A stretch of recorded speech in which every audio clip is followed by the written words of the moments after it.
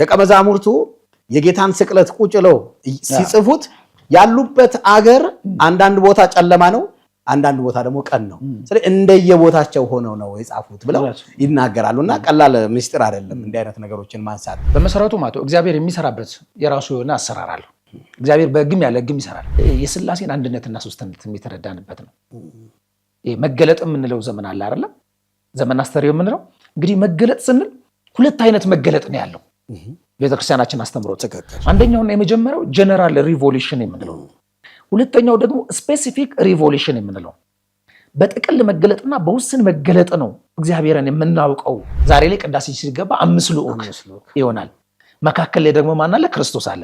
ቅዳሴው ቢቀደስ፣ ኪዳኑ ቢደርስ፣ ሰዓታቱ ቢቆም፣ ወንጌሉ ቢሰበክ፣ ዝማሬው ቢዘመር፣ ቅኔው እንደ ውሃ እንደ ጅረት ቢፈስ፣ ምን ቢል የሚወደሰው የሚመሰገነው የድንግል ማርያም ልጅ መድኃኔዓለም ኢየሱስ ክርስቶስ ነው። ለእኔ ሳይሆን ያለው ክርስትና ለእኔ ሳይሆን ለወንድሜ ነው። የወንድምን ጥቅም ማስቀደም ነው። የክርስትና ወርቃማ ሕግ የሚባለው በአንተ ላይ እንዲደረግ የማትፈልገው ነገር በሰዎች ላይ አታድርግ ነው። ይሄ የክርስትና ወርቃማ ሕግ የሚባለው። የሰው ልጅ አንድ ጊዜ ከተወለደ 2 ጊዜ ይሞታል።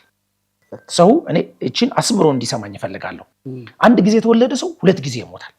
2 ጊዜ የተወለደ ሰው ግን 1 ጊዜ ይሞታል። ጅራፍ የሚጮህበት ቦታ ሁላ ይመረጣል። የሚመረጠው ምነው? ነጎድጓድ ድምፁ የሚያስተጋባ ስፍራ ይፈልጋል። ልክ የገደል ማሚቶ ያለበት ቦታ ላይ ተራራ አካባቢ ላይ ይደረግና ይጮሃል። ያ ጅራፍ እኛ ሳናስበው ሳናቀው ጅራፉ ሲጮህ ከኋላችን ሲጮህ ሰውን ያስደነግጣል አይደለ? ልክ እንደሚያስደነግጠው የጅራፉ ድምፅ የአብን አካላዊ ቃል እንዲወክል ማስደንገጡ ደግሞ ደንግጦ ደቀ መዛሙርቱ መውደቃቸውን በትውፊት ለማጠየቅ ለማስረዳት የሚደረግ ሂደት ነው። መጽሐፍ ቅዱስ ላይ ከመልአኩ ክብር የተነሳ ምድር ይላል አይደል? በራች ይላል። ከመልአኩ ነው የሚለው። እውነት ነው። አንዳንድ ሰዎች ዝም ብሎ የቆጠረተረ ታሪክ እኮ ነው እናንተ ዝም ብላችሁ የምታዛምዱት፣ ግን እንደዛ አይደለም። ቤተክርስቲያን እያንዳንዱ በምስጢር ነው የምትጓዘው። ኢትዮጵያዊነትና ኦርቶዶክሳዊነት እንደ ደም ነው። በተለይ ኦርቶዶክሳዊ ሰው ቢቆረጥ ሀገሩን ይወዳል። ከሀገሩ ላይ ማለት ነው ማርያም የሚል ስምና ከዛማ ኢትዮጵያዊነት ነው። ሌላ ምን ይገኝበታል?